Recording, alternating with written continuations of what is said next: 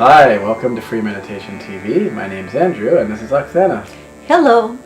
Today we will talk about depression. Depression is such a common malady or occurrence, and a lot of people think they suffer from it. So we wanted to talk about how meditation could help you if you feel that you're suffering from the symptoms of depression. Depression comes to people at their work, in their private lives. It doesn't depend whether you are rich or poor. It's really, especially nowadays, the time of stress, it's very, very common. So we'll tell you what depression is doing to your subtle system, what happens within, and how you could help yourself with meditation. Now, we've talked about in the previous episodes that our subtle system has a right channel and a left channel. Now, depression occurs when our left channel, the channel of our spirit, we're not feeling very spiritual, we're not feeling very good about ourselves, we're not feeling that innate joy. So the first thing we have to do is get out of this left channel. What we mean by that is perform some activities that take us out from this depressive mood that occurs when our energy, we've moved to the left channel, we're not feeling joyous. In our daily life, many of us are jumping from right to left, So depression could happen to a very active and we would say right-sided people who think a lot, who physically work a lot. But when we are too much on the right side, then left channel could become very weak. And on our hands in Sahaja Yoga, we could feel the weakness of the channel if there is no cool breeze in our hands, or there could be prickly and heavy sensation. It means that the left channel is weak, and we could, if something happens like we lose our job or something in the family, immediately we jump to this left channel of depression, and it feels that we don't know how to get out of there, like it's all encompassing us. Essentially, it could have sounded a bit paradoxical earlier, like, well, what do you mean? Like, you're on the left channel and you have to get active, but now we're saying you're active, things don't go well, and then you go back to the left channel. So to take it back a step, essentially what happens is as many people are active and they're busy, and they become so active and so busy that what we're saying is that they are unbalanced on their right channel, and their left channel is weak.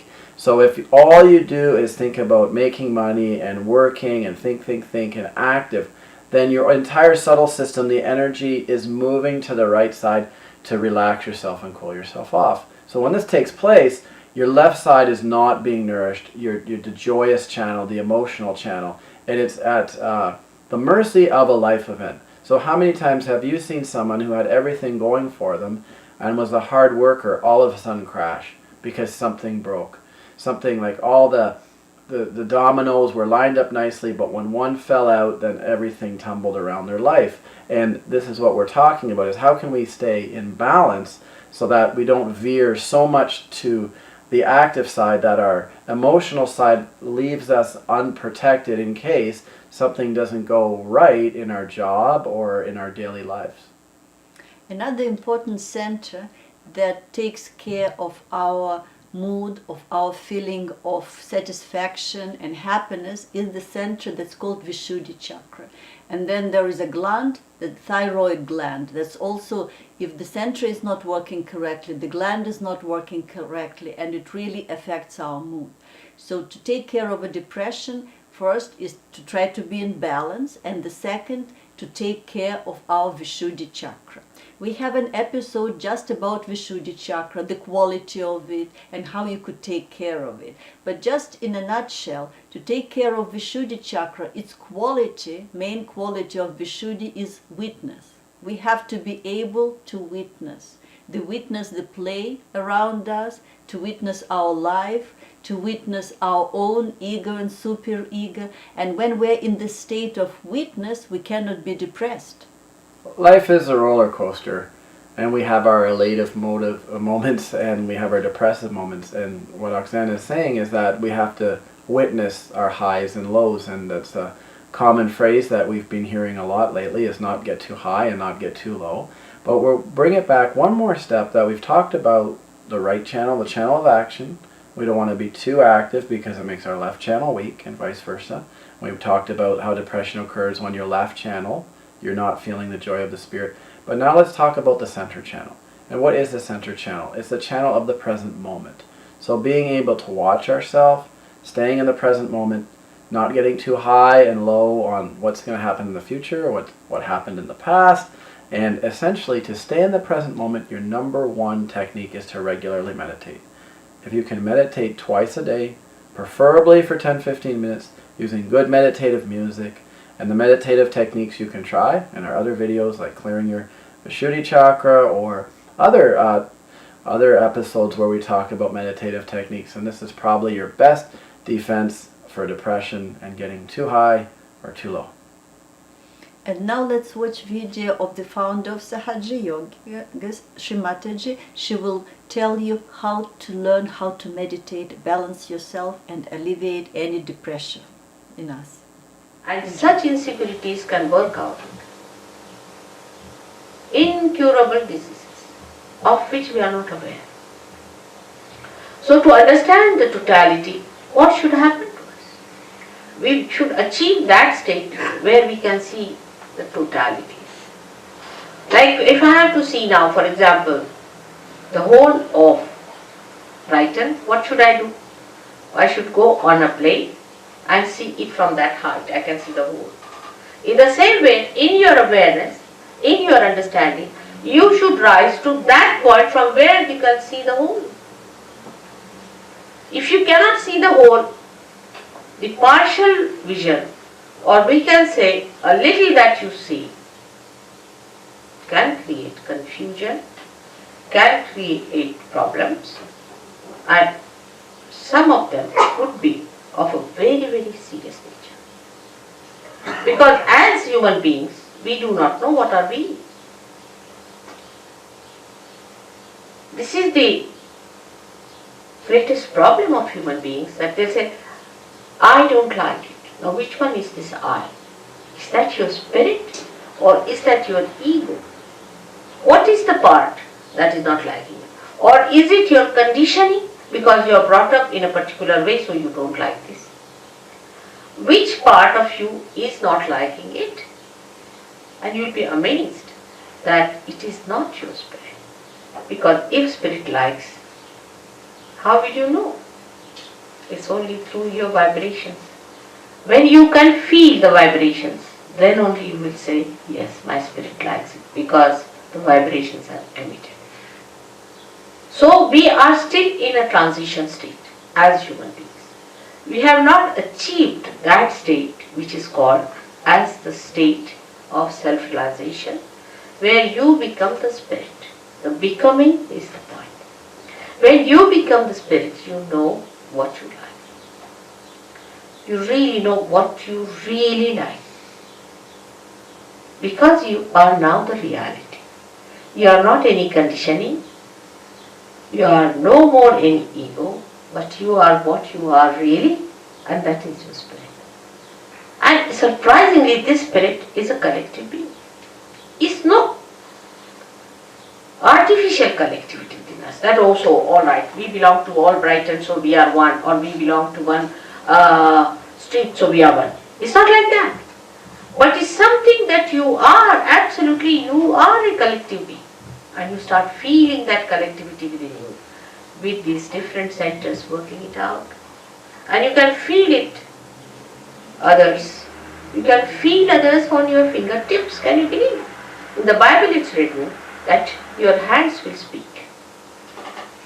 The description of these days is that your hands will speak. Why not people go and find out what does it happen? How can your hands speak? This is what happens, that on your fingertips you start feeling and understanding what is reality, what is beauty, what is joy, what is love. This is the left side which we get, and ultimately with these left side problems we get physical pains. It's very painful to have left sided problems. It's very, very painful. The pain cannot be explained, no one can understand, nobody can cure it, you can't tell anyone, and people think that you are fussing, they give you psychological treatments. You just don't understand why this pain is within you. and this pain comes to you from left side, the subconscious. Beyond the subconscious is the collective subconscious. And this collective subconscious is the one where whatever is created from the beginning up to today in the creation is within. And once you go to the subconscious, you just get lost there. You are so overpowered by this power of subconscious that it is beyond you to understand it, beyond you to get out of it, and beyond you to not to succumb to it. And it goes on increasing. Like I asked some people, why did you go on doing it? When you knew that you were not doing it, somebody else was doing it, still why did you continue to do it? They said, Mother, we were under a blanket. It was darkness. We didn't know where we were moving. And we were just going on and on and on. And as I told you last time, feeling guilty is the biggest blockade. It's the biggest blockade. Because once you start feeling guilty, that the center on the left gets blocked and it's very difficult. And you don't know why you are feeling guilty. All the time you are feeling guilty, but you don't know why you are feeling guilty. Why these ideas of guilt are coming to you. That this feeling of guilt keeps you away from joy, from enjoying anything, from being spontaneous. Why? And this explains why we sometimes are miserable for nothing at all. Actually, God has not created us to be miserable. He has made us so beautifully, so carefully. He has created us with such love and compassion not to make us feel miserable, not for anything. He doesn't give us any diseases, no problems. But we have done these things to ourselves by going to extremes on the left or the right. As I am today talking about only on the left, I would say that to feel miserable for nothing at all is also wrong, is being unjust to yourself. The people who are left-sided must know that they are the spirit, that they are that beauty which has to come, which has to express itself, that they are not the people who have to suffer all the time and to live like miserable people. They are not. But because they take so much upon themselves, bear so much upon themselves, they become like that. And to avoid that bearing up, they may take to some other habits. You see, many people take to alcohol also for reason because they can't bear the pangs of life. They can't bear. That's why they take to it. But once the spirit is awakened within you, you become so strong. You become so joyous, so spontaneous that all these things drop on. All those things, so-called diseases, so-called habits, just drop on. And you become a new blooming personality. Now, the basics of having this center within you, you can blame God for that. Why did He give us these centers on the left-hand side? What was the need? He should not have given us these left-sided ones, so we would have been just in the center to go. But the trouble is, the human beings have to know in their own freedom how to deal with themselves. They have to learn little hard way, the wisdom. They have to know by going to extremes, we have suffered. They have to realize it. Because if they have to become truly, absolutely free, they have to rise in their wisdom. If they are not wise people, then they cannot enter into the kingdom of God because they will be abandoned people. Say, people who are abandoned, who don't understand any laws and regulations, if you get them in England, we have to put them in jail. In the same way, human beings who have not got that wisdom within themselves, through sufferings only one learns, but we should not ask for suffering. When we ask for sufferings, we are asking actually for mistakes to begin with. How will you suffer if you do not commit mistakes? So when we ask for sufferings, we are committing mistakes. So what we should ask for is nothing but our spirit. And if you ask for your spirit, it is your own and you have to get it. It is in your own right that you are going to be doing. It's no way that I'm obliging you or doing something special for you. It's all there. You are like a light which is just to be enlightened, because I am an enlightened light. And you become an enlightened light and you can enlighten other lights also. It's very simple. If you become an enlightened light, you can enlighten others. You don't have to bother about anything else there. You become an enlightened light yourself. That's the point. It is all there. It is all your own. You have to just have it. It is as simple as that. Let's now meditate by putting our hands on our lap, and we want to stay in balance for a few minutes. Stay in the present moment, and let's raise our energy to help us keep in balance. Just go like this.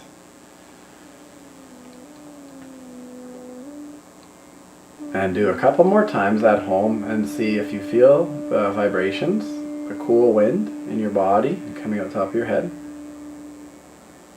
And now we can close our eyes and go into meditation.